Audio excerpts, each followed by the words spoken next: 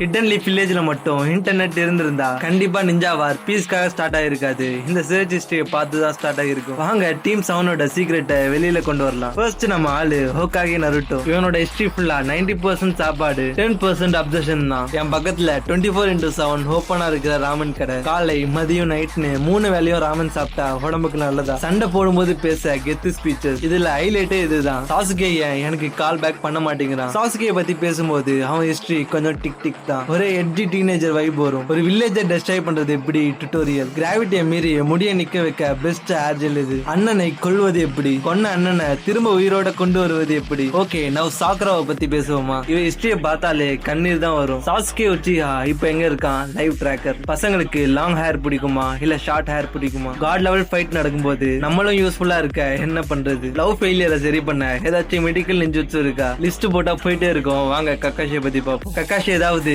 கூலான ஜூட்சு தேடி இருப்பான்னு நினைப்பீங்க, ஆனா இல்ல. அவனோட முதல் சர்ச் இச்சா இச்சா பாரடைஸ் லிமிடெட் எடிஷன் எப்ப ரிலீஸ் ஆகும். பப்ளிக்ல அசிங்கமா நிக்காம இந்த புக்கை படிப்பது எப்படி. 3 hours லேட்டா போறதுக்கு நல்ல எக்ஸ்கியூஸ். மாஸ்க்குள்ள போற மாஸ்க் எங்க கிடைக்கும். ஓகே போதும்பா, இதோட நிப்பாட்டிக்கலாம். வேற யாரோட சர்ச் ஹிஸ்டரியை எக்ஸ்போஸ் பண்ணலான்னு கமெண்ட்ல சொல்லுங்க.